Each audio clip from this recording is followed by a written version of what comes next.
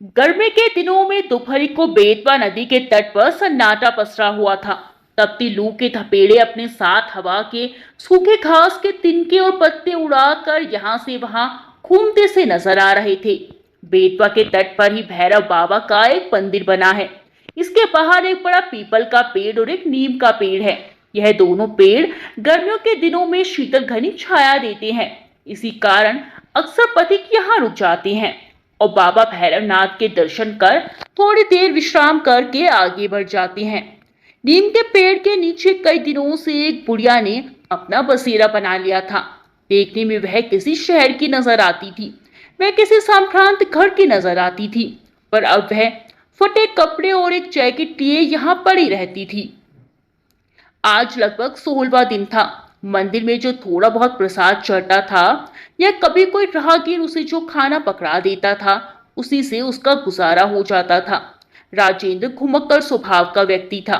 वह अकेला ही मोटरसाइकिल उठाकर तपती लू में भी यहाँ से वहां प्राकृतिक नजारों का आनंद लेने के लिए घूमता रहता था। राजेंद्र के मम्मी पापा रोड एक्सीडेंट में मारे गए थे। उन दिनों राजेंद्र एमबीए फाइनल ईयर का स्टूडेंट था। अब राजेंद्र के आगे पीछे कोई नहीं था। इसी कारण थोड़ा स्वच्छंद प्रवृत्ति का होने के कारण वह प्राकृतिक दृश्यों का आनंद लेता यहाँ से वहां घूमता रहता था। राजेंद्र का एमबीए फाइनल ईयर के दौरान ही नौकरी के लिए प्लेसमेंट में सिलेक्शन हो चुका था और अब वह एक मल्टीनेशनल कंपनी में मैनेजर के पद पर कार्यरत था। सप्ताहांत छुट्टी के शनिवार और इतवार को वे अपने दोस्तों और रिश्तेदारों के साथ यहाँ वहां घूमने में बिता देता था। आज वह उदयगिरी की गुफाएं देखने के लिए विदिशा अकेला ही निकल पड़ा। इतनी लंबी मोटरसाइकिल की ड्राइविंग उसके लिए एक आनंददायक यात्रा थी, कष्टदायक नहीं। भैरवनाथ के मंदिर पर आकर वह आसपास के दृश्यों को देखने लगा। तभी उसकी नजर नीम के पेड़ के नीचे बैठी बुढ़िया पर पड़ी। बुढ़िया के चेहरे में उसे एक अजीब सा आकर्षण और स्नेह नजर आया। शायद उसका मन हर बूढ़ी स्त्री में अपनी दादी को ही खोजता था। वह बड़ी स्नेह से उस बुढ़िया को देख रहा था। उस बुढ़िया से कहा, अम्मा कुछ खाओगी? लो, मेरे पास बिस्किट का पैकेट है, अपन बिस्किट खाते हैं। बुढ़िया ने उसकी ओर देखते हुए अपना हाथ आगे बढ़ा दिया।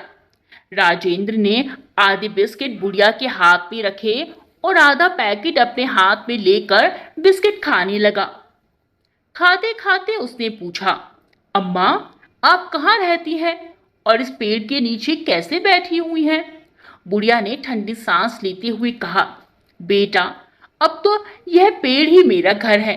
हाँ, पहले जरूर मैं मथुरा में रहती थी। वहां मेरा अपना एक शानदार बंगला है। मेरे पति के स्वर्गवास के बाद 1 साल तक तो सब ठीक ठाक चला, पर धीरे धीरे मैं अपनी बहू की आंख का कांटा बन गई। एक रोज मेरा बेटा मुझसे बोला, अम्मा चलो हम लोग कुछ तीर्थ स्थलों पर दर्शन करने जा रहे हैं। हम लोग ट्रेन से विदिशा में उतरे और मेरा बेटा मुझे इस मंदिर के किनारे बिठाकर यह कहकर चला गया कि अम्मा मैं कुछ जरूरी काम से जा रहा हूँ, 2 घंटे में आ जाऊंगा। आज 16 दिन हो गए मुझे प्रतीक्षा करते करते, पर ना तो बेटा आया और ना ही उसकी कोई खबर। मुझे लगा कि उसकी पत्नी मुझे बिल्कुल भी पसंद नहीं करती थी। शायद इसीलिए मेरा बेटा मुझे यहाँ भगवान भैरवनाथ की शरण में छोड़कर चला गया। यह कहते हुए बुढ़िया की आंखें डबडबा आई। राजेंद्र के मन में उसकी स्वर्गवासी दादी और उसकी माँ दोनों एक साथ उतर आई और राजेंद्र की आंखों में आंसू की 2 बूंदें छलक पड़ी। राजेंद्र माता पिता की मृत्यु के बाद घर पर एकदम अकेला हो गया था। उसके माता पिता के बिना घर खाने को दौड़ता था, इसीलिए वो घर में कम ही रहता और अपना दुख दर्द घूम कर कम करने की कोशिश करता रहता। उसने बुढ़िया से पूछा, अम्मा क्या आप मेरे साथ मेरे घर चलोगी? बुढ़िया ने कहा, बेटा जब मेरा अपना खून अपना बेटा जिसे 9 महीने अपनी कोख में रखा, जब वो ही मुझे नहीं रख सका तो तू मुझे अपने घर ले जाकर क्या करेगा? रहने दे बेटा, मुझ पर दया मत कर। मैं यहीं भगवान भैरवनाथ की शरण में अपने जीवन के शेष दिन गुजार लूंगी। राजेंद्र ने कहा, अम्मा मेरे माता पिता रोड एक्सीडेंट में स्वर्गवासी हो गए हैं और अब मेरे घर में मेरे अलावा और कोई भी नहीं है। आपकी शक्ल और बोलने का ढंग मेरी दादी से बहुत मिलता है। यदि आप मेरे साथ रहेंगी तो मेरे लिए कोई दिक्कत नहीं होगी, उल्टा मुझे एक सहारा ही मिल जाएगा। घर आने पर कम से कम देखने के लिए एक सूरत नजर आएगी। आपसे अगर बन सके तो मेरे लिए आप खाना बना दिया करना और घर देख लिया करना। आपको रहने को घर मिल जाएगा और मेरे लिए मेरी माँ और दादी की एक छाया। अम्मा ने कहा, बेटा यह तुम्हें 2 मिनट का मोह हो रहा है। 1-2 दिन में मैं तुम्हें बोझ लगने लगूंगी और फिर तुम मुझे निकाल दोगे। ना बाबा ना, मैं तो यही भली हूँ भगवान भैरवनाथ की शरण में। किसी को अपने माँ बाप बोझ लगते हैं और दुनिया में कुछ ऐसे लोग भी हैं जिनके सर से माँ बाप का साया हट जाता है।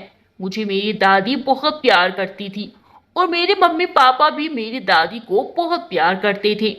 आज मेरे घर में कोई नहीं है। मुझे मेरी मम्मी और दादी की बहुत याद आती है। मैं आप में अपनी दादी की ही छवि को देखता हूँ। मैं विश्वास दिलाता हूँ कि आप मुझे कभी भी बोझ नहीं लगेंगी। गहरी सांस लेते हुए राजेंद्र बोला। अम्मा का गला अवरुद्ध हो गया और उसकी आंखों में आंसू भर आए। वह कुछ ना बोल सकी। राजेंद्र ने अम्मा का हाथ पकड़ा और कहा, चलो अम्मा, शाम होने को है, अब घर चलते हैं। अम्मा ने अविश्वास से राजेंद्र की तरफ देखा। उसे लगा शायद भैरवनाथ ने ही राजेंद्र के मन में मेरे लिए यह संवेदना डाल दी है। राजेंद्र ने अम्मा को मोटरसाइकिल पर बिठाया और बिना उदयगिरी की गुफाएं देखे हुए ही वापस अपने घर चला आया। इस घटना को आज 6 माह हो चुके हैं। राजेंद्र अब नियमित तौर पर समय से घर आ जाता है। अम्मा जी खाना बनाकर उसके आने की प्रतीक्षा करती हैं। वो सोते समय उसके सर पर स्नेह से हाथ रख देती हैं। सुबह राजेंद्र को उठने से पहले अम्मा जी भगवान की पूजा कर लेती हैं और राजेंद्र का नाश्ता और खाना बना कर रख लेती हैं। अम्मा को यदि एक घर मिला है तो राजेंद्र को दादी और माँ का सच्चा प्यार। दोनों एक दूसरे को पाकर बहुत खुश थे। यही उन्हें बाबा भैरवनाथ की देन है। अब राजेंद्र की लाइफ ढंग से सेटल हो गई। राजेंद्र रात को काफी देर से सोया था। अब उसके ऑफिस जाने का समय हो गया था, पर अभी उसकी नींद पूरी नहीं हुई थी। अचानक राजेंद्र ने अपने माथे पर ठंडी उंगलियों का स्पर्श अनुभव किया। उसे लगा जैसे उसकी माँ आकर उसे दुलार कर जगा रही है। दोबारा ठंडी उंगलियों का स्पर्श जब उसके चेहरे पर उसने महसूस किया तो उसने आंखें खोल दी। उसने देखा बुढ़िया अम्मा पूजा करने के बाद अपने गीले और फूलों की खुशबू भरे हाथों से उसके माथे और बालों को सहला रही थी। राजेंद्र ने अम्मा का हाथ अपने हाथों में थाम लिया और उसे होठों से छूकर फिर से माथे से लगा लिया। उसके हाथ अपने आप अम्मा के पैरों को जा पहुंचे और अम्मा के हाथ अपने आप आशीर्वाद देने के लिए उसके सर पर पहुंच गए। आंखें बंद कर और बुदबुदा कर अम्मा ने भगवान से कुछ प्रार्थना की। अम्मा बोली, बेटा उठो, ऑफिस जाने का समय हो गया है। राजेंद्र बोला, अम्मा मेरे दोस्तों ने मेरे साथ मिलकर एक छोटी सी फैक्ट्री डालने का निर्णय लिया है। आज से ऑफिस तो नहीं जाएंगे, बस इस फैक्ट्री की शुरुआत करनी है। दोपहर को 1 बजे फैक्ट्री की पूजा आपके हाथों से होनी है। आप तैयार रहिएगा। बेटा खुद का धंधा तो खुद ही धंधा होता है। आज तुमने सही राह चुनी है। समय के साथ साथ यही छोटी फैक्ट्री ईश्वर की कृपा, आशीर्वाद और तुम्हारी मेहनत से एक दिन बहुत बड़ी फैक्ट्री में बदल जाएगी, ऐसा मेरा विश्वास है।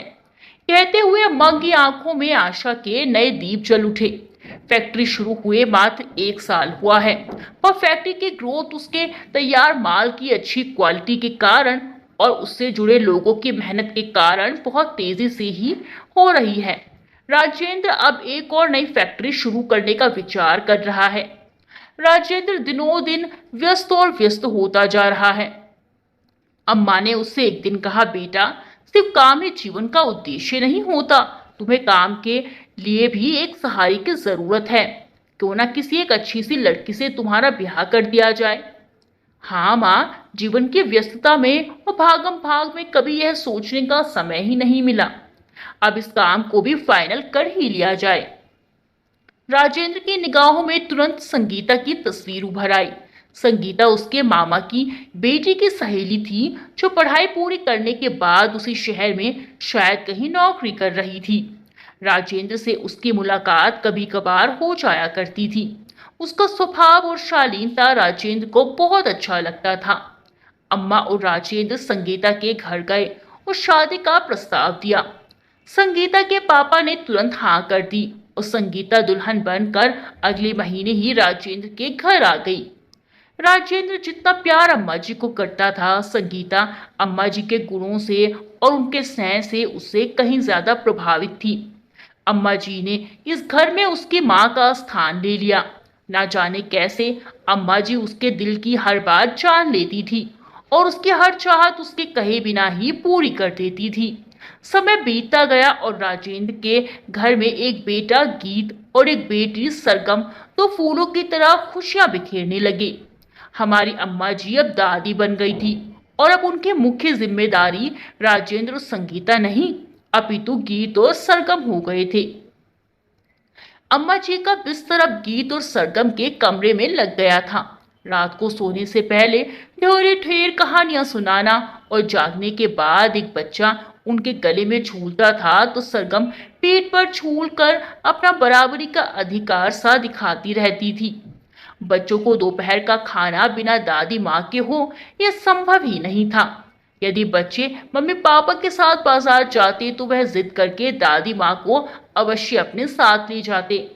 संगीता और राजेंद्र भी अपने दोनों बच्चों की जिम्मेदारी अम्मा जी को देकर एकदम बेफिक्र से हो चुके थे। राजेंद्र अब एक बहुत बड़े उद्योगपति हो चुके थे। उन्हें संगीता के रूप में एक बहुत ही अच्छा बिजनेस पार्टनर और जीवन साथी मिला था। इसी वजह से उनका उद्योग साम्राज्य अब नई नई ऊंचाइयों को छू रहा था। उनके उद्योग के ब्रांच ऑफिस अब देश के लगभग सभी मुख्य नगरों में स्थापित हो चुके थे, जिनमें अनेक अनेक कर्मचारी काम करते थे। अम्मा जी का बेटा अंकित, जो उन्हें विदिशा के रेलवे स्टेशन पर उतार कर भैरवनाथ जी के मंदिर के सामने छोड़ गया था, वह जाते समय अत्यंत अपराध बोध से ग्रस्त था।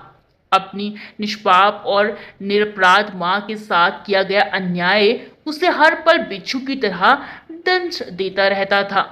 अपने गृह कलेश से दुखी होकर और अपनी पत्नी के साथ सुख से जीने की चाह में उसने माँ को छोड़ तो दिया, पर उसका अंतर हाहाकार करता रह जाता, जिसे वह किसी से साझा भी नहीं कर पाता था। अब घर में उसकी पत्नी का एक छत्र राज्य था। घर के खर्चे और दुकान से फिजूल खर्ची के लिए पैसे निकालना अब उसी की इच्छा अनुसार होने लगा था। अनाप शनाप तरीके से बिजनेस मनी को निकाल कर अन्यत्र उपयोग करने के कारण धीरे धीरे उसका जमा जमाया व्यवसाय, जो पिता के द्वारा खड़ा किया गया था, मंदा पड़ने लगा और घाटे में जाने के कारण अंततः एक दिन उसने दुकान बंद कर दी। अंकित के दुकान बंद करने के बाद के कुछ दिन बाद कड़ी कठिनाई में गुजरे। अब अंकित को और उनकी पत्नी को दाल आटे का भाव पता चलने लगा और अब फिजूल खर्ची का तो कोई सवाल ही पैदा नहीं होता था। उसके किसी दोस्त ने, जो एक बड़ी कंपनी में काम करता था, अपनी सिफारिश पर उसकी नौकरी अपनी कंपनी में लगवा दी और इस तरह से अंकित की गाड़ी फिर से चल निकली। पर अब तक अंकित के 2 बच्चे हो चुके थे।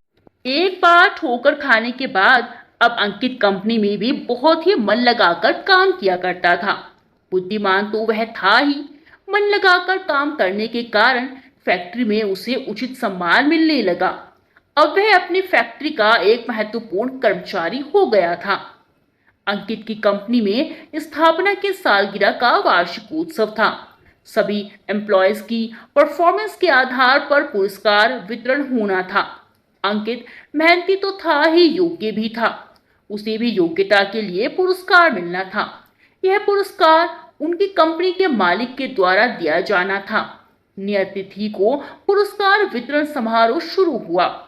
यह पहली बार था जब मथुरा में एम्प्लॉय अपने मालिक, अपनी कंपनी के मैनेजिंग डायरेक्टर से रूबरू हो रहे थे। आज उनकी फैक्ट्री में और उनकी कंपनी में विशेष दिन था। मैनेजिंग डायरेक्टर अपनी मां और बच्चों के साथ प्रोग्राम में शिरकत करने के लिए आ रहे थे। प्रोग्राम शुरू हुआ और पुरस्कार वितरण के लिए मैनेजिंग डायरेक्टर साहब से अनुरोध किया गया। मैनेजिंग डायरेक्टर स्टेज पर आए और उन्होंने कहा, आज हमारी कंपनी जो कुछ भी है हमारी अम्मा जी के आशीर्वाद से, अम्मा जी की प्रेरणा से ही है। मैं पुरस्कार वितरण करने का सही अधिकारी नहीं हूँ। मैं अम्मा जी से अनुरोध करता हूँ कि कृपया वह आए और अपने हाथों से हमारे सभी प्रतिभागियों को पुरस्कार वितरण करें। अम्मा जी स्टेज पर आई। उनकी स्मृतियों में यह शहर फिर से जीवंत हो उठा था। इसी मथुरा शहर में तो वह ब्याह कर आई थी। यही उनका बेटा था और यही उनकी हवेली भी।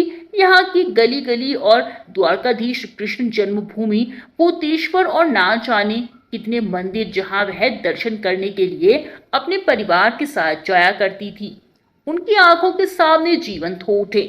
अम्मा जी की आंखों से अश्रुधारा बह निकली। वे अपनी आंखें पोंछते हुए स्टेज पर आए। अनाउंसर प्रतिभागियों के नाम बोलते गए और अम्मा जी उन्हें एक एक करके पुरस्कार देती गई। तभी अनाउंसर ने एक और नाम पुकारा, अंकित जायसवाल। अम्मा जी के चेहरे पर यह नाम सुनकर ना जाने कितने भाव आ गए। सामने आना वाला व्यक्ति कुछ पहचाना सा लग रहा था, परिचित सा लग रहा था। अम्मा जी ने ध्यान से देखा, सचमुच में उनका ही तो बेटा था अंकित, अंकित जायसवाल, जो उन्हें तीर्थ यात्रा का झांसा देकर विदिशा के भैरवनाथ मंदिर में बड़ी बेदर्दी से छोड़ गया था। एक बार भी उसे अपनी मां का ख्याल नहीं आया था। शायद तड़प तड़प कर मर गई होती यदि मेरा बेटा राजेंद्र मुझे ना ले जाता। अम्मा जी की आंखों में प्यार और नफरत एक साथ उभर आए। उन्हें ऐसा महसूस हुआ जैसे सारी दुनिया तेज घूम रही हो। बड़ी मुश्किल से उन्होंने अपने आप को संभाला। अम्मा जी ने अपरिचित की तरह अंकित को पुरस्कार थमा दिया और अपना मुंह दूसरी तरफ कर लिया। अंकित ने ध्यान से देखा, पुरस्कार देने वाली महिला कोई और नहीं, उसकी अपनी माँ ही थी। देखते ही उसके तो होश उड़ गए, पसीने छूट गए थे उसके। वह माँ के पैरों में गिर पड़ा। उसे विश्वास से नहीं हो रहा था कि इतने बड़े साम्राज्य की अधिष्ठात्री उसकी माँ ही है। अंकित ने हाथ जोड़कर माँ से माफी मांगी और कहा कि माँ चलो घर चलना है। माँ ने कहा, कैसी माँ, कैसा घर? मेरा तो बेटा उसी दिन मर चुका जिस दिन मुझे बेतवा नदी के किनारे छोड़कर आया था। आज के बाद न मैं तुम्हारे माँ और ना ही तुम मेरे बेटे हो, कहकर अम्मा जी पुरस्कार वितरण बीच में ही छोड़कर अपनी सीट पर जा बैठी। अंकित माफी मांगता रहा, लेकिन उसकी तरफ अम्मा ने देखा तक नहीं और कुछ समय पश्चात मुंह मोड़कर वापस राजेंद्र के साथ चली गई। अंकित जायसवाल शुरू से ही अपनी माँ का बड़ा लाडला था, पर था वह एक कमजोर मानसिकता का व्यक्ति। जब उसकी शादी जया से हुई तो शुरू में तो सब ठीक ठाक ही चल रहा था, पर जया को भी एहसास हो चुका था कि अंकित एक कमजोर व्यक्तित्व का व्यक्ति है और इस पर अपना पूरा नियंत्रण किया जा सकता है। अंकित के पिता की मौत के बाद घर और दुकान की सारी जिम्मेदारी अंकित के ही पास आ गई थी। अंकित वैसे तो बुद्धिमान व्यक्ति था, पर वह अपनी पत्नी जया का कहना कभी नहीं टाल पाता था। वह उसकी सही और हर गलत मांगे हमेशा पूरी करता रहता था। अंकित के पिता सेठ रोशन लाल मथुरा की एक जानी मानी हस्ती थे।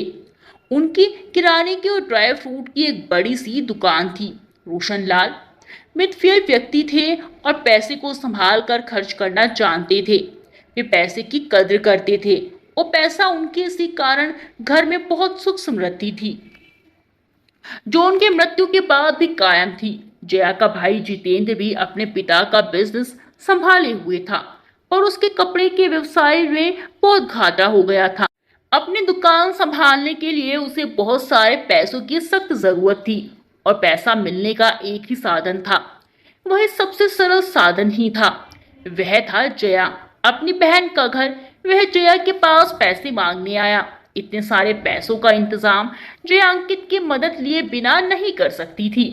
जब उसने अंकित से 5 लाख रुपए अपने भाई जितेंद्र को देने की बात कही तो अंकित सोच विचार में पड़ गया था। शाम को अंकित ने यह सारा घटनाक्रम अपनी माँ को सुनाया। माँ बहुत समझदार थी। उन्होंने कहा, बेटा, अभी तुम्हारे खुद का व्यवसाय उतना अच्छा नहीं चल रहा है जितना तुम्हारे पापा के समय में चला करता था। इस समय इतना सारा पैसा व्यवसाय से निकालना व्यवसाय को हमेशा हमेशा के लिए खत्म कर देगा।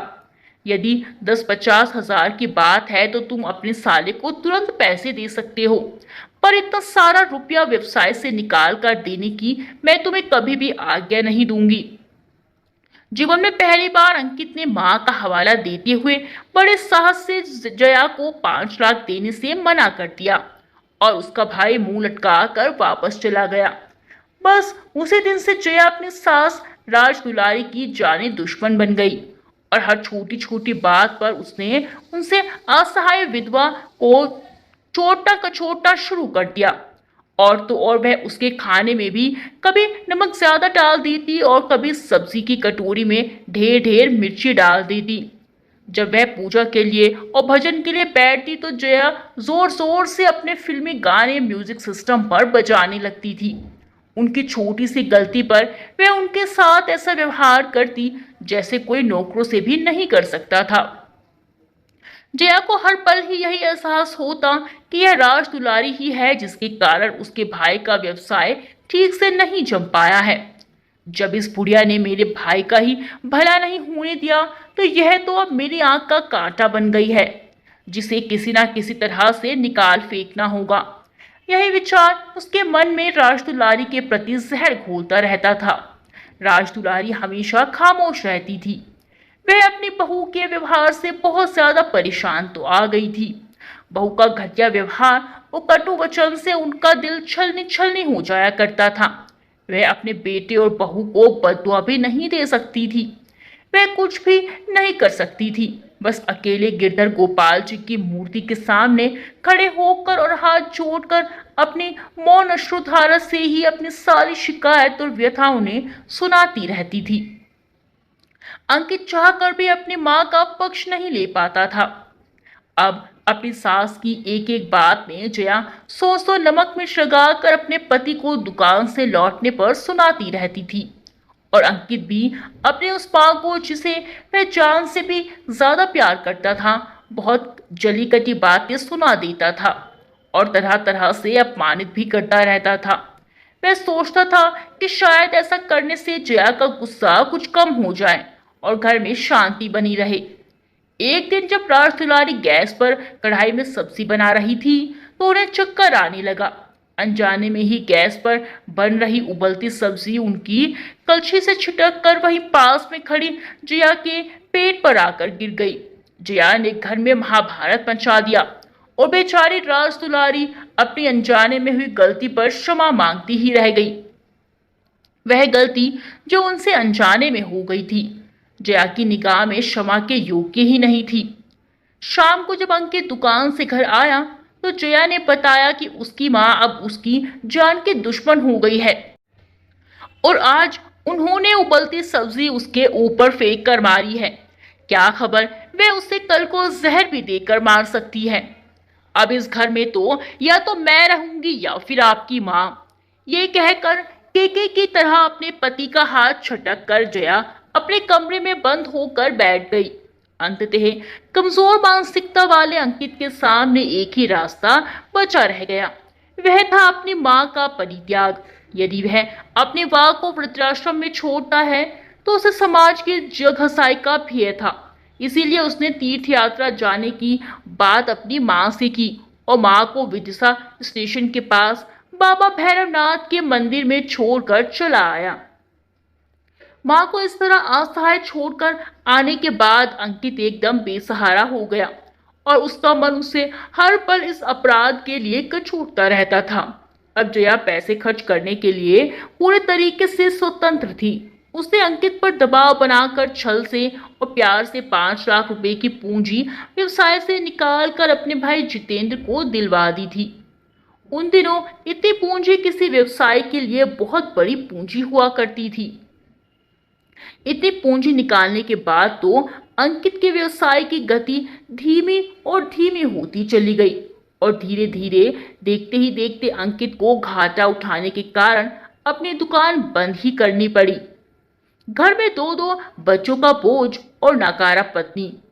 अंकित का जीना तो दुश्वार हो गया। गरीबी के उन दिनों में उसके किसी परिचित ने उसे एक फैक्ट्री में काम दिलाया था और इसी फैक्ट्री में जब उसे अपनी माँ के हाथ से पुरस्कार मिला तो वह बहुत चकरा गया। माँ के द्वारा उसकी घोर अपेक्षा उसे अपनी अचंभे करने का एहसास दिला गई और वह घाव जो उसने माँ को त्रास करके अपने मन में बनाया था अब इस चोट से नासूर बन गया। वह अपने दुख को ना तो अपनी पत्नी से साझा कर सकता था और ना ही दोस्तों से, क्योंकि कोई भी दोस्त ऐसे किसी दुष्ट पुत्र की इतनी गंदी करने को पसंद नहीं कर सकता। वह इतवार का दिन था, उसकी ऑफिस की छुट्टी थी। अंकित अपनी पत्नी के साथ स्कूटर से राधा गोपाल जी के पहाड़ी स्थित मंदिर पर दर्शन के लिए गया। जैसे ही वह भगवान की मूर्ति के सामने हाथ जोड़कर और अपनी आंखें बंद कर प्रार्थना करने लगा तो उसे ऐसा लगा जैसे भगवान की कुटिल दृष्टि से उसके द्वारा किए गए भयानक पाप के लिए हंस रहे हों। घबराकर उसने आंखें खोल ली। मंदिर से घर के और स्कूटर से लौट रहे अंकित की मानसिक स्थिति अपराध बोध से और अपने खुद के द्वारा किए गए अपनी मां को असहाय छोड़ने के कुकर्म से इतनी व्यथित हो गई थी कि उसे सामने से आता हुआ ट्रक भी नहीं दिखाई दिया। तेज धड़ाके के साथ स्कूटर ट्रक से टकराया और जया और अंकित दूर तक ट्रक में उछले स्कूटर के साथ घसीटते चले गए। अंत में ट्रक का पहिया अंकित के सर के ऊपर से होता हुआ गुजर गया और उसके सर का कचूमर निकल गया तथा जया का एक हाथ और एक पैर पहिए के नीचे दबकर हमेशा के लिए शरीर से अलग हो गए। जब होश आया तो जया दहाड़े मार मार कर रोने लगी। घर पर दोनों बच्चों की देखरेख के लिए कोई नहीं था। जया के मायके से उसका भाई जितेंद्र आया तो सही, पर उसे लगा कि ऐसी स्थिति में अभी हाल ही में उसे उधारी के लिए हुए पैसे वापस करने होंगे। यह सोचकर वह एक दिन अपनी बहन के पास रहकर और बहाना बनाकर घर लौट गया। अंकित के दोस्त भूषण ने जो उसके साथ फैक्ट्री में काम करता था सारे घटनाक्रम की जानकारी मैनेजर को दी। मैनेजर ने फोन से पूरी जानकारी अपने मालिक और डायरेक्टर राजेंद्र को दे दी। जब राजेंद्र फोन पर मैनेजर से बात कर रहा था तो राज दुलारी वहीं टेबल पर बैठकर उसके साथ नाश्ता कर रही थी। अंकित जायसवाल का नाम सुनकर उनके कान खड़े हो गए और उन्होंने राजेंद्र से पूछा, क्या हुआ बेटा? राजेंद्र ने कहा, कोई अंकित जायसवाल नाम का व्यक्ति जो उसकी फैक्ट्री में काम करता था और जो अपने पुरस्कार भी ले चुका था, आज अचानक एक्सीडेंट में मर गया है। अम्मा के हाथ से मुंह में जाता हुआ कोट छूट कर नीचे गिर गया। उनकी आंखों से अपने बेटे की मौत का सुनकर अश्रुधारा बह निकली। कुछ क्षण मौन रहकर उन्होंने राजेंद्र को बताया कि अंकित उनका वही इकलौता बेटा था जो उन्हें विदिशा के मंदिर में छोड़कर चला गया था। राजेंद्र के मुंह पर अंकित के लिए घृणा के भाव उभर आए। वह बोला, जैसी करनी वैसी भरनी। जो अपनी माँ का ही नहीं हो सका था उसके लिए यही सजा भगवान ने उपयुक्त समझी। माँ कुछ देर तक खामोश रही, फिर अचानक ही उनके चेहरे पर दृढ़ निश्चय उभर आया। राज दुलारी ने कहा, बेटा मुझे कुछ दिनों के लिए वापस मथुरा जाना है। अंकित का अंतिम संस्कार भी करना है और अनाथ हुए बच्चों को भी देखना है। मैं जब समय मिलेगा तो दोबारा तुम्हारे पास आ जाऊंगी। मेरे जाने का इंतजाम कर दो। इतना सुनकर राजेंद्र की पत्नी रुपयों से भरा हुआ एक छोटा सा बैग लेकर आई और अम्मा के हाथ में देते हुए बोली, माँ ये थोड़े से पैसे हैं, रख लीजिए, आपको वहाँ काम आएंगे। आंखों में आंसू भरे अम्मा ने स्नेह से बहू के सर पर हाथ फेरते हुए कहा, बेटा मैं अभी यह पैसे तुमसे नहीं ले सकती। तुम्हारा प्यार और स्नेह मेरे लिए सबसे बड़ी पूंजी है। तुम लोगों ने मुझ बेसहारा को आश्रय दिया, यही बहुत है। मैं तुम पर और बोझ नहीं बनूंगी। राजेंद्र ने पैसों से भरा हुआ बैग माँ के सामने जबरदस्ती रख दिया और कहा, कोई माँ अपने बेटों पर कैसे बोझ हो सकती है? यदि आप यह पैसे लेकर नहीं जाएंगी तो मुझे लगेगा कि शायद मुझसे कोई बहुत अपराध हो गया है।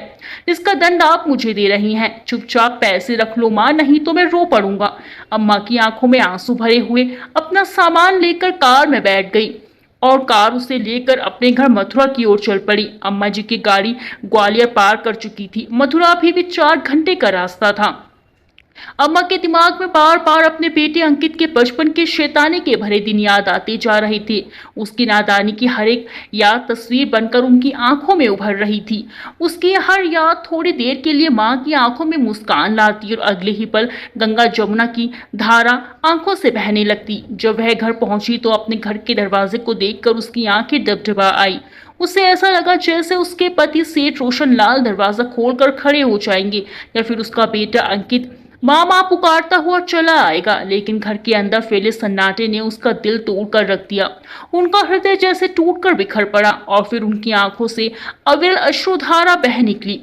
घर का दरवाजा खटखटाने पर अंदर से उसकी पड़ोसन जानकी बाहर निकली और उसके साथ ही दो नन्हे बच्चे मोहन और जयश्री भी बाहर निकले। जानकी ने बच्चों को बताया कि यह तुम्हारी दादी माँ है जो तीर्थ यात्रा को चली गई थी, आज वापस आई हैं।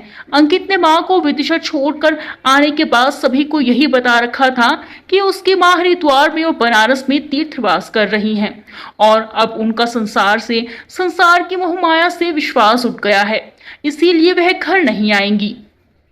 जयश्री और मोहन सहमे हुए से दादी माँ के पास आए और दादी माँ ने उन्हें गले से लगा लिया। जानकी ने बताया कि बहू के एक हाथ और एक पैर पूरी तरीके से कट गए थे। डॉक्टर ने बहू का हाथ तो जोड़ लिया है पर पैर नहीं जुड़ पाया और बहू अब भी अस्पताल में भर्ती है। उसे ठीक होने में कम से कम 20 दिन लगेंगे।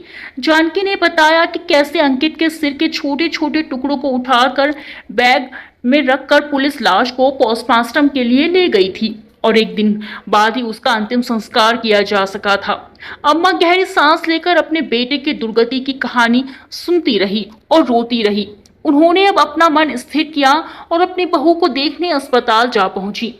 अचेतन अवस्था में जया अपनी सास को देखकर शर्म, दुख और ग्लानि के कारण रो पड़ी। अपने एक हाथ से माँ का हाथ थामते हुए बोली, माँ देखो, मुझे मेरे सारे पाप कर्मों की सजा मिल चुकी है। आज मेरे पति मेरे साथ नहीं है और बच्चे अनाथ हो गए हैं। जिस भाई के लिए मैंने इतना सब किया वही ऐसे घाड़े समय में एक दिन रुककर अपने घर चला गया। जिन रुपयों के कारण अपनी दुकान ही खत्म हो गई वह भी उसने वापस नहीं किए। अम्मा ने जया के सर पर हाथ फेरते हुए कहा, बेटी रो मत, भाग्य में जो लिखा है वही होता है। उसी के कारण मुझे और तुम्हें इतने दुख मिले हैं, लेकिन अब सब्र से काम लो बेटी। और हमारे सामने मोहन और जयश्री की संभालने की जिम्मेदारी है और घर चलाने के लिए कुछ ना कुछ करना ही होगा। इसके लिए हिम्मत रखने की आवश्यकता है। रोकर हम कुछ भी नहीं प्राप्त कर पाएंगे बेटा। कहकर अम्मा ने जया के सर पर हाथ फिराया और बोली, इसीलिए हिम्मत रखो और शीघ्र स्वस्थ होने की कामना करो। अपने सास का सहारा पाकर जया को बहुत हिम्मत मिली। उसे जितना सास का सहारा मिलता वह उतनी ही ज्यादा रोती थी। इस तरह रोने से उसके अंदर के सारे कलुष धुल गए और उसने अपने आप में थोड़ा हल्कापन और दृढ़ता का भाव महसूस किया। जब तक जया अस्पताल में थी, अम्मा ने अपने पति सेठ रोशन लाल के मुंशी जी को बुलवा भेजा और अपनी बंद दुकान की सफाई करवाने को कहा तथा राजेंद्र के दिए हुए रुपये उन्हें देकर बोली, मुंशी जी बाजार से थोड़ा थोड़ा सभी सामान अपनी दुकान चलाने के लिए उठा लो। हमें ज्यादा किसी से उधार नहीं लेना है। जितना होगा उसमें एक छोटी सी दुकान चलाएंगे और बच्चों का जीवन संभालेंगे। मैं खुद अब दुकान पर बैठूंगी और आपकी मदद से हम अपना धंधा फिर से खड़ा करेंगे। मुंशी जी की आंखों में खुशी के आंसू आ गए और वह पैसे लेकर और उसे थोड़ा सा सामान लेकर आ गए। उससे खरीद कर नए सिरे से किराने की दुकान शुरू कर दी। दुकान का नाम रखा रोशन लाल मोहन लाल किराना स्टोर। दुकान पर बैठी सेठानी राज दुलारी जी अब छोटा मोटा सामान खुद ही तोल रही थी। सिर्फ सेठ रोशन लाल का नाम और राज दुलारी की मेहनत तथा अंकित के मरने की सहानुभूति के कारण दुकान 10-15 दिनों में ही खूब अच्छी चल निकली और जो थोड़ा सा सामान दुकान शुरू करने के लिए उपयोग किया था उसका कई गुना सामान अब दुकान में भर गया। मुंशी जी ने वस्तुओं के दाम बहुत कम मुनाफे पर रखे थे, इस कारण बाजार से कम दामों पर सस्ती वस्तुएं मिल रही थी। ग्राहकों को और क्या चाहिए था, बस दुकान चल निकली। और सेठानी राज दुलारी ने अपने विनम्र, सरल और स्नेहमयी स्वभाव के कारण दुकान की लोकप्रियता में 4 चांद लगा दिए। 1 महीने बाद जब जया अस्पताल से छुट्टी लेकर घर वापस आई तब घर की स्थिति पूरी तरीके से बदल चुकी थी और लगभग घर वैसा ही सेटल हो गया था जैसा सेठ रोशन लाल के समय में रहता था। सेठानी राज दुलारी ने अब घर के काम के लिए काम वाली बाई रख ली थी और जया 3 पहिए वाली साइकिल से दुकान आती थी और सेठानी की देखरेख में दुकान की बारीकियां समझ रही थी। राज दुलारी 2 घंटे के लिए मोहन लाल को भी दुकान पर बुलाती थी, उसे अपने साथ बिठाती और उसे दुकान के छोटे मोटे काम समझाती थी। कभी मोहन पैसे लेता था तो कभी छोटे मोटे सामान। धीरे धीरे जिंदगी अपने ढर्रे पर चल निकली और अब सारे कार्य तोल देता था और सभी पैकेट उठाकर काउंटर पर लेकर आता था। इस तरीके से मोहन और उसकी माँ जया दोनों ही दुकान की बारीकियां ठीक से समझ गए थे।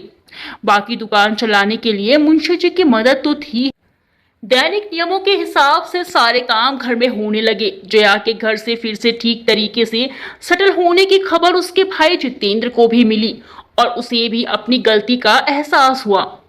उसकी श्रीमती ने उसे समझाया कि बहन बेटी से लिया हुआ उधार बिना ब्याज के ही सही पर एक दिन चुकाना तो पड़ता ही है, अन्यथा ईश्वर के यहाँ जाकर हिसाब देना पड़ता है और यहाँ का किया हुआ यही भोगना होता है। जया का भाई जितेंद्र अब 2 लाख रुपए लेकर जया के पास आया और बोला, जया, जब तुम्हें पैसों की बहुत आवश्यकता थी तब मैं तुम्हें पैसे वापस नहीं कर पाया। अब मैं तुम्हें 2 लाख रुपए अभी वापस कर रहा हूँ। शेष रुपये मैं तुम्हें जल्दी से जल्दी वापस करने का प्रयत्न करूंगा। मेरे कारण तुम्हारे घर को जो परेशानी हुई उसके लिए मैं बहुत शर्मिंदा हूँ। जया को लगा कि भले ही उसके पति अंकित जायसवाल आज नहीं है, पर अब घर फिर पहले की तरह स्थापित हो गया है। अम्मा जी ने घर की जिम्मेदारी अब जया को संभालने दी और जया को समझाते हुए कहा, बेटी, अब मुझे राजेंद्र के पास वापस जाना है। वह मेरा बहुत बेसब्री से इंतजार कर रहा होगा। यह घर अब तुम्हें अकेले को ही संभालना है। जया ने अम्मा को बहुत रोका, लेकिन इतना कहकर जयश्री और मोहन को प्यार करके अम्मा ट्रेन से वापस भोपाल की तरफ चल पड़ी। रात 9 बजे मथुरा से ट्रेन में चढ़ने के बाद अम्मा जी थकी हुई तो थी ही, वे थोड़ी देर में सो गई। उसे सपनों में भी राजेंद्र, बहू संगीता और बच्चे गीत और सरगम ही याद आते रहे। पूरी रात राजेंद्र और राजेंद्र के परिवार के सपनों में खोई रही। सुबह 6 बजे जीटी एक्सप्रेस भोपाल प्लेटफॉर्म पर लगी अम्मा जी ने अपना सामान लिया और स्टेशन पर उतर गई। सामान ज्यादा तो था नहीं। ट्रॉली बैग को खींचते हुए, एक बैग को कंधे पर टांगे हुए वे ऑटो स्टैंड तक गई और ऑटो में बैठकर बेटे के घर अरोरा कॉलोनी में जा पहुंची। ऑटो वाले के पैसे देने के बाद उन्होंने डोर बेल बजाई। कौन होगा, इतनी सुबह सोचते हुए संगीता बाहर आई और अम्मा जी को देखकर खुशी से उनसे लिपट गई। अम्मा जी के पांव छूने के बाद संगीता ने उनका बैग ले लिया और जाकर जितेंद्र को जगा दिया। संगीता राजेंद्र के हाथों को पकड़कर हिलाती हुई बोली, उठो जी, देखो कौन आया है। उठो उठो, राजेंद्र ने आंखें मलते हुए पूछा, ऐसा कौन आ गया जिसके लिए तुमने मुझे इतने सुबह से ही उठा दिया है। तभी अम्मा जी ने उनके बेडरूम में प्रवेश किया और राजेंद्र के बालों में अपनी उंगलियां फंसाकर स्नेह से उसके माथे को छू लिया। इस स्पर्श को राजेंद्र भला कैसे भूल सकता था। उसने तुरंत अम्मा जी के हाथ को अपने हाथों में थाम लिया और बोला, अम्मा जी, आप कब आई? और उसके हाथ तुरंत ही अम्मा जी के पैरों की तरफ बढ़ गए। इतनी देर में नौकरानी चाय बनाकर ले आई और बिस्तर पर ही बैठे हुए राजेंद्र, संगीता और अम्मा जी ने चाय पीना शुरू कर दिया। अम्मा जी को गीत और सरगम की बहुत याद आ रही थी। झट से चाय खत्म करके अम्मा जी बच्चों के कमरे की तरफ बढ़ गई और सोए हुए गीत और सरगम को उन्होंने अपने हाथों से प्यार करना शुरू कर दिया। गीत और सरगम वैसे तो बहुत देर तक सोते थे। इस स्पर्श ने उन पर जादू सा किया और वे दोनों आंखें मलते हुए उठ बैठे। गीत ने अम्मा जी को देखकर तुरंत उठकर उनकी गोदी में अपनी जगह घेर ली और उनके गले में हाथ डालकर उनके गाल पर चुम्मी लेते हुए बोली, दादी, आप हमको छोड़कर कहाँ चले गए थे? हमें आपकी बहुत याद आती थी और मैं तो बहुत रोता भी था। मम्मी मुझे खिलौनों का लालच देकर चुप करा देती थी। सरगम भी तब तक जाग चुकी थी और खड़ी होकर दादी के गले पर झूल गई। वह बोली, दादी, भैया मुझे बहुत तंग करता था। आप उसे खूब डांट लगाओ और उससे कह दो कि वह मेरे कोई खिलौना ना ले और मुझे अपने साथ गार्डन में भी खिलाए। अम्मा जी ने दोनों बच्चों को अपने गले से लगाकर विभोर हो उठी और खुशी से उनकी आंखें भर आई। दोनों बच्चों को अपने सीने से लगाकर वह बोली, बेटा, अब तुम दोनों को छोड़कर मैं कभी भी कहीं नहीं जाऊंगी। तुम्हारे बिना मुझे भी बहुत बुरा लगता था। अब मैं आ गई हूँ, मैं तुम्हारे साथ खेलूंगी। मुझे भी खिलाओगे ना? दोनों बच्चे बोले, हाँ दादी, अब हम तीनों मिलकर खूब अच्छे अच्छे खेल खेलेंगे। राजेंद्र और संगीता दोनों को अब घर के साथ साथ अपने व्यवसाय को भी देखना होता था। इस कारण दोनों का सोशल वर्क बहुत ज्यादा बढ़ चुका था। वह दोनों लगातार बाहर बने रहते थे। घर की सारी जिम्मेदारी और देख रेख अब फिर से अम्मा जी के कंधों पर आ गई थी। अम्मा जी अब दिन भर पूजा पाठ और बच्चों की देखभाल में व्यस्त रहती थी। गीत और सरगम उन्हें 2 मिनट के लिए भी अकेला नहीं छोड़ते थे। खाना बनाने वाली बाई के होते हुए भी राजेंद्र, संगीता तथा बच्चों की पसंद का कुछ न कुछ खाना अम्मा जी हमेशा स्वयं ही बनाती थी। गीत और सरगम बड़ी मुश्किल से स्कूल जाते थे, पर अम्मा जी ने उन्हें स्कूल जाने की आदत डलवा दी थी। स्कूल से आने के बाद अम्मा जी उनकी मार्गदर्शिका बन जाती और खेल खेल में बच्चों को वह सब पढ़ा दिया करती थी जिसे पढ़ाने में शिक्षकों के भी पसीने छूट जाते हैं। रात को अम्मा जी बच्चों के कमरे में ही सोती थी और बीच बीच में जाग जाग कर बच्चों की देख रेख करा करती थी। इस तरह धीरे धीरे बच्चों की सारी जिम्मेदारी अम्मा जी के कंधों पर ही आ गई थी। जन्माष्टमी का दिन था। अम्मा जी सुबह 6 बजे उठकर राधा कृष्ण मंदिर चली गई। बिरला मंदिर में भारी भीड़ थी। अम्मा जी को आने में देर हो गई। तब तक गीत और सरगम जाग चुके थे। उन्हें लगा अम्मा जी फिर से उन्हें छोड़कर मथुरा चली गई हैं। दोनों बच्चों ने रो रो कर आसमान सर पर उठा दिया। संगीता ने मोबाइल से अम्मा जी को फोन किया और अम्मा जी बिना दर्शन किए ही मंदिर के बाहर से ही भगवान के हाथ जोड़कर तुरंत कार में बैठकर घर की ओर चली आई। आते ही बच्चे उनसे चिपक गए और बोले, अब हमें छोड़कर कभी मत जाना दादी। अम्मा जी दोनों बच्चों को गले लगाकर बोली, हाँ बेटा, अब मैं छोड़कर कभी भी कहीं नहीं जाऊंगी, हमेशा तुम्हारे पास ही रहूंगी। शाम को सरगम उनकी छत पर खेल रहे थे। सरगम आगे आगे भाग रही थी और उसे पकड़ने के लिए गीत पीछे पीछे दौड़ रहा था। अचानक गीत को धक्का लगा और सरगम जीने से लुढ़कती पुढ़कती नीचे आ गिरी और बेहोश हो गई। गीत की चीख पुकार सुनकर भगवान की आरती कर रही अम्मा बाहर निकली और सरगम को बेहोश देखकर उन्होंने उसे गोद में उठा लिया। उसके मुंह पर लगी हुई चोटों से बहते हुए खून को अपनी साड़ी से पोंछकर उस पर पानी के छींटे मारे। पानी के छींटे मारने पर भी सरगम होश में नहीं आई और अत्यधिक चिंतित होते हुए अम्मा ने राजेंद्र को फोन लगा दिया और उसे तुरंत आने को कहा। अम्मा ने रूंधे हुए गले से राजेंद्र को बोला, बेटा, सरगम छत की सीढ़ियों से होते हुए नीचे गिर गई है और उसे बहुत चोट आई है। मेरे अनेक प्रयत्न करने पर भी वह होश में नहीं आ रही है। मैं बहुत घबरा रही हूँ। तुम बहुत जल्दी संगीता को लेकर घर आ जाओ। हमें सरगम को तुरंत ही अस्पताल ले जाना है बेटा। फोन सुनकर राजेंद्र के हाथ से फोन छूटकर नीचे गिर पड़ा। घबराए हुए राजेंद्र मीटिंग को बीच में ही अधूरा छोड़कर तुरंत ही संगीता को साथ लेकर अपने घर की ओर निकल पड़े। उनका हृदय हाहाकार कर रहा था। फूल सी बच्ची न मालूम कितनी चोटिल हो गई होगी और बेहोश पड़ी है। यही विचार संगीता के लिए अत्यंत कष्टदायी हो गया था। रोते रोते उसका पूरा हाल था। संगीता ड्राइवर को कार और तेज चलाने के लिए कह रही थी। घर पहुंचने पर वह कार से उतरकर भागते हुए ड्राइंग रूम में आए। वहां पर अम्मा जी बेहोश सरगम को गोद में लिए हुए शून्य में ताकती सी बैठी हुई थी। उनके मुंह से कोई बोल नहीं फूट रहे थे। आज उनका सारा साहस कहीं खो गया था। बदहवास सी राजेंद्र और संगीता को अपने सामने देखकर उनकी रुलाई बहुत तेजी से फूट पड़ी। राजेंद्र ने सरगम को गोद में लिया और संगीता तथा अम्मा जी को साथ लेकर अस्पताल की ओर चल पड़े। डॉक्टर ने बेहोश सरगम की मरहम पट्टी की और उसे इंजेक्शन दिया। दवाओं के प्रभाव से सरगम होश में आ गई, पर चोट के कारण उसे कुछ दिखाई नहीं दे रहा था। वह पापा और दादी का हाथ पकड़कर कह रही थी, माँ, इतना अंधेरा है, लाइट जला दीजिए, मुझे कुछ दिखाई नहीं दे रहा है। पापा, लाइट जलाओ, मुझे बहुत डर लग रहा है, मैं अंधेरे में बिल्कुल नहीं रह पाती। दादी, मुझे उजाले में ले चलो, मुझे बहुत डर लग रहा है। सरगम के मुंह से यह सुनकर डॉक्टर ने उसकी आंखों को चेक किया और एमआरआई सहित अन्य टेस्ट भी किए। अंत में इस निष्कर्ष पर पहुंचे कि मस्तिष्क और आंखों की चोट के कारण सरगम अपनी दृष्टि खो चुकी है और शायद वह अब कभी देख भी नहीं पाएगी। घर के सभी सदस्यों तथा डॉक्टर और नर्स सभी के चेहरे पर एक वेदना और उदासी साफ देखी जा सकती थी। हताश से राजेंद्र और संगीता ने अपोलो हॉस्पिटल के डॉक्टरों से भी संपर्क किया।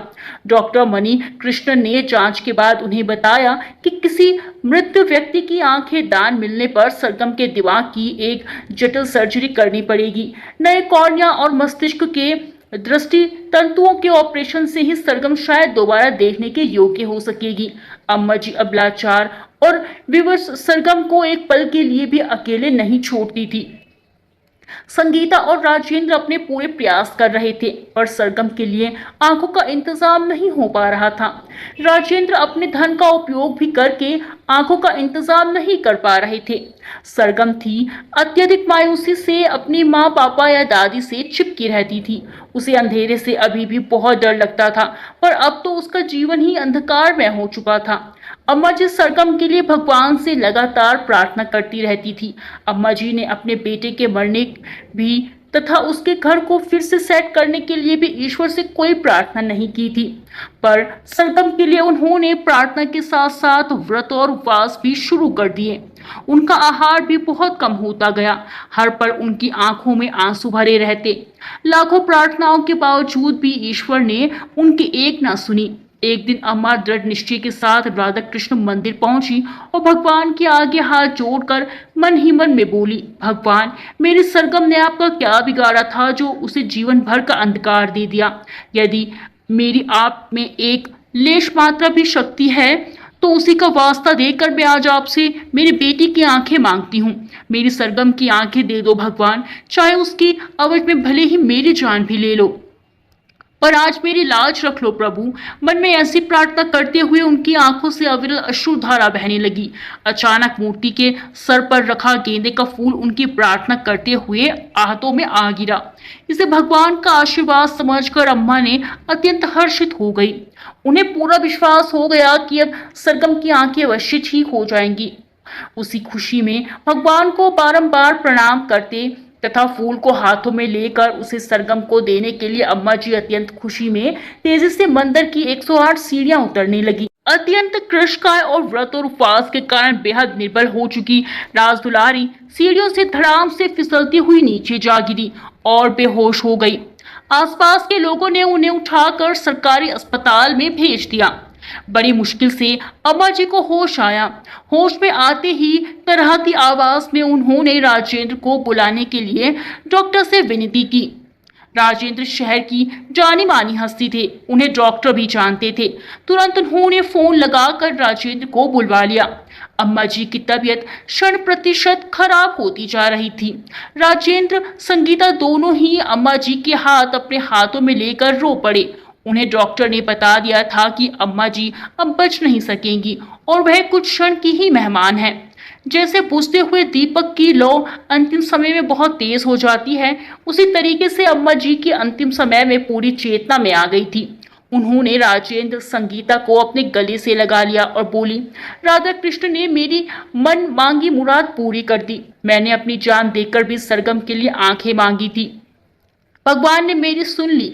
मेरे जाने के बाद मेरी आंखें सरगम को अवश्य लगा देना, ताकि मैं हमेशा हमेशा उन्हीं आंखों से तुम सबको देख सकूं। राजेंद्र, संगीता बिलक बिलक कर रो रहे थे, पर अम्मा जी के चेहरे पर एक दिव्य नूर था। संगीता तथा राजेंद्र के हाथ थामे हुए उन्होंने राधा जी कृष्ण कहते हुए अपने प्राण त्याग दिए। सबको रोता छोड़कर अम्मा जी चल बसी। राजेंद्र अम्मा की मौत से दहाड़े मार मार कर रोया। डॉक्टर ने तुरंत उनकी आंखें निकाल कर सुरक्षित कर ली और राजेंद्र ने अपोलो अस्पताल के डॉक्टर मणिकृष्णन को फोन करके अम्मा जी की आंखें डोनेट करने की जानकारी दे दी तथा उन्हें फ्लाइट से तुरंत आने का अनुरोध भी किया। डॉक्टर मणिकृष्णन को केस की पूरी जानकारी थी, इसीलिए बच्चे के भविष्य को ध्यान में रखते हुए वह उसी दिन दोपहर तक भोपाल भी आ गए और सरगम का जटिल ऑपरेशन शुरू कर दिया। लगभग 6 घंटे तक डॉक्टर्स सरगम के जटिल ऑपरेशन में लगे रहे। जब वह ऑपरेशन थिएटर से बाहर निकले तो उन्होंने राजेंद्र और संगीता को बधाई देते हुए कहा, यह अत्यंत जटिल ऑपरेशन था, पर शायद ईश्वर की कृपा थी कि यह सफल हो गया। आपकी बेटी अब फिर से देख पाएगी। 1 सप्ताह बाद आज सरगम की आंखों की पट्टी खुलनी थी। डॉक्टर ने सरगम से पूछा, तुम सबसे पहले किसे देखना चाहोगी? सरगम ने कहा, मैं सबसे पहले अपनी दादी माँ को देखना चाहूंगी, मम्मी पापा को भी और गीत भैया को भी। राजेंद्र, संगीता रो पड़े। उन्होंने घर से अम्मा जी का फोटो मंगवाया। सरगम की इच्छा अनुसार आंखों से पट्टी हटने के बाद उसने सबसे पहले अपनी प्यारी दादी को ही देखा। सरगम बोली, यह तो दादी का फोटो है, दादी कहाँ है? मुझे उनसे बात करनी है। राजेंद्र, संगीता, डॉक्टर और नर्स वहां पर खड़े हुए सभी लोग अपनी आंखों के आंसू को नहीं रोक पाए। संगीता ने कहा, बेटा, दादी अब हम सबके दिलों में रहती हैं। तुम्हें वहीं दिखेंगी।